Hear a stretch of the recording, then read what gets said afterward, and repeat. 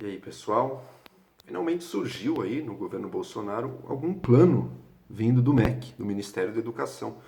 O ministro Weintraub e os secretários apresentaram o projeto Futurice, que diz respeito aí às universidades e instituições de ensino superior aí federais, né? Bom, pelo menos tem uma proposta concreta, positiva, propondo alguma coisa, ligado basicamente à gestão e ao financiamento dessas instituições. Eu acho que em si mesmo caminha numa direção positiva. Como muita coisa nesse governo, é um projeto que mais enuncia, em muitos casos enuncia muitas intenções, enuncia alguns caminhos que pretendem seguir, mas não é muito detalhado na maneira específica como isso vai ser feito. E por isso já tem levantado aí a apreensão de alguns reitores que querem entender direito como é que vai funcionar. Mas em linhas gerais, eu penso que naquilo que ele diz, naquilo que ele faz, ele caminha numa direção potencialmente positiva, sim, mas com um risco do outro lado, que o governo vai fazer em contrapartida das faculdades, das universidades federais, buscando aí outras formas de financiamento. Tá? Em linhas muito gerais, ele é um programa que atua em três eixos que ele próprio levanta, né? Governança, gestão e empreendedorismo dentro das universidades, pesquisa, desenvolvimento e inovação, segundo, e o terceiro, a internacionalização. Primeiro, eu quero comentar desse terceiro, acho que me parece sim, um objetivo há muito tempo negligenciado nas universidades brasileiras e que tem que sim ser buscado. As universidades brasileiras, até pela língua, até pelo português ser a língua quase única das publicações brasileiras, acaba nos isolando muito do resto do mundo, o que tem consequências ruins para a nossa pesquisa. Evidentemente, eu não penso que nenhuma pesquisa deva ser feita em português, nem nada disso, mas seria bom a gente estar trocando mais com outras universidades, seria bom os nossos acadêmicos estarem publicando mais em língua inglesa também, que hoje em dia é a língua universal aí, da pesquisa, tá? Para a gente estar em contato com o que há de melhor do mundo. Também mais intercâmbio de alunos vindo e indo, relações entre professores, enfim. E a língua, hoje em dia, da pesquisa universal, a língua que basicamente é a língua franca do mundo, o inglês, deveria estar mais presente, sim, nas instituições brasileiras. Tá? Para que a nossa ciência possa chegar, você não vai chegar no nível do resto do mundo se você não estiver podendo trocar com ele. Tá? Esse objetivo me parece positivo aí e bastante negligenciado na vida acadêmica brasileira. Vai encontrar alguma resistência, eu também não acho que deve ser a única coisa, pesquise em literatura brasileira, não necessariamente tem necessidade daí você estar escrevendo em inglês e tudo, mas pô, biologia, ciências naturais em geral, por que não? Deveríamos estar sim, e se a gente quiser estar brigando ali pelas posições de destaque na ciência global, a gente não vai poder estar isolado numa língua que não tem corrência aí nas academias pelo mundo afora. Tá? Bom, agora quanto às outras. Tanto a questão de governança, gestão e empreendedorismo, quanto a pesquisa, desenvolvimento e inovação, o projeto parece caminhar na mesma direção, que é que as faculdades encontrem jeitos de se financiar, seja pela pesquisa voltada para o mercado, com a ajuda de empresas, com o professor podendo ganhar lucros com isso, a universidade também podendo ganhar dinheiro com isso, ou seja, voltada bastante para o mercado, para a inovação que o mercado pede, quanto para a gestão, empreendedorismo aí. Chega até a falar em vender produtos com a marca da universidade, também dentro da universidade dar direito de empresas nomearem salas ou prédios dentro da instituição. Coisas que são feitas no resto do mundo e até no Brasil também. Por exemplo, em estádios esportivos, quando você tem uma empresa que patrocina aquilo, acaba nomeando aquele estádio, depois pode mudar também. Mas enfim, permitindo também a Lei Rouanet, que universidades usem Lei Rouanet para captar recursos para, por exemplo, restaurar uma biblioteca, trabalhar na manutenção de um museu.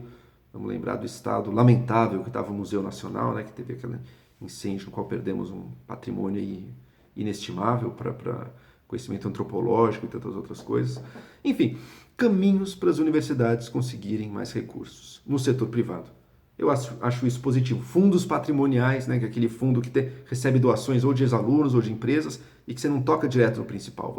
Aquilo lá vai gerar uma receita, gerar um dividendo e aquilo lá vai ser usado. E são formas de financiamento que universidades americanas, por exemplo, usam muito.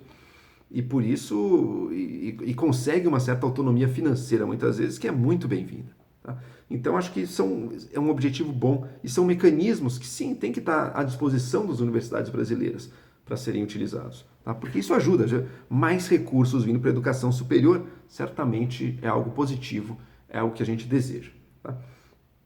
Há também aí a previsão da criação de um fundo por parte do próprio governo federal, um grande fundo aí de bilhões, se não me engano, perto de 100 bilhões de reais aí, usando imóveis da União, enfim, uma série de componentes aí do financiamento, que iria para ajudar as universidades a implementarem aí medidas e diversos pontos aí desse projeto. Tá?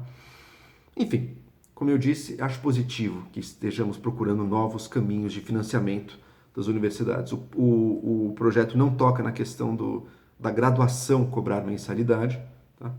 E que, na minha opinião, quem pode pagar deveria pagar, desde que ninguém perca a vaga por não poder pagar. Tá?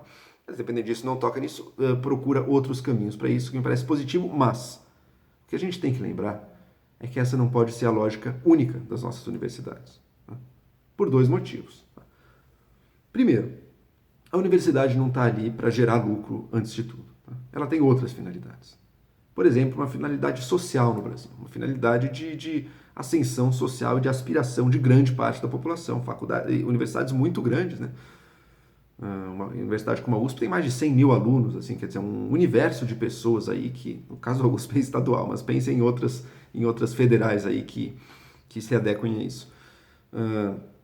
Recebe uma grande quantidade de alunos, muitas vezes de diversas camadas sociais, há um esforço até inclusive para ter pessoas que vieram de renda mais baixa, de condições mais desfavoráveis, como um caminho de ascensão social e de inclusão na sociedade, na ciência e na vida, e no debate público de muitas pessoas, de milhões de pessoas aí ao longo dos anos. Tá? E hoje em dia as universidades já estão numa situação muito precária de financiamento. A gente viu que ano após ano, o financiamento para as universidades públicas vem caindo e agora a gente teve o contingenciamento esse ano que cortou fundo na carne das universidades e há um receio grande aí, né? Será que o governo não está dando esses outros caminhos de financiamento para as universidades para basicamente abrir mão, se eximir de financiá-las? Tá? E aí de uma forma cruel, né? Porque eu não duvido que as universidades mais de ponta que possam fazer uso disso podem se beneficiar bastante até com diversas coisas. Agora, as universidades que já estão com uma precariedade de recurso. Se uma universidade não recebe agora recursos suficientes para fazer a manutenção básica do seu prédio, para contratar novos professores, para dar aula mesmo, como é que a gente vai imaginar, será que essa universidade vai conseguir se beneficiar de centro de pesquisa para inovação de ponta, vender produtos da marca, polos de empreendedorismo e coisa e tal? Universidade que está com as carências básicas ainda ali. Uma coisa não pode excluir a outra. O governo tem que estar presente aí financiando isso. Não vamos ter ilusão de que as nossas universidades federais vão se sustentar por conta própria. E segundo, mesmo supondo que o governo está dando esse colchão básico, que hoje em dia não está, mas deveria estar, conforme eu espero, a situação fiscal do Brasil deveria ser uma prioridade, supondo que elas tenham isso, mesmo assim, nem tudo que elas fazem deve visar o lucro e o financiamento dela. Tá? Pensamos pelo menos em duas áreas. Primeiro, humanidades. Muito do que está aqui sobre inovação, criação de patentes, que é uma prioridade verdadeira boa, que sim, a gente quer universidades que criem patentes e que lucrem com isso. Tá? E professores lucrando também. Tá do jogo. Agora, nem toda ciência, nem toda área do conhecimento humano vai gerar patentes com valor de mercado. E isso não quer dizer que não tenha valor, porque nem todo valor que existe para uma sociedade é um valor de mercado, é um valor que vai gerar lucro sendo vendido por aí. Tem toda a pesquisa em humanidades, por exemplo. Tá? E outra, mesmo nas ciências, você tem muita ciência de base que, em geral, não gera interesse do mercado, porque os lucros são incertos, porque pode ser que não saia dali nenhuma grande descoberta científica que vá trazer retorno, e mesmo que saia, talvez de longo prazo.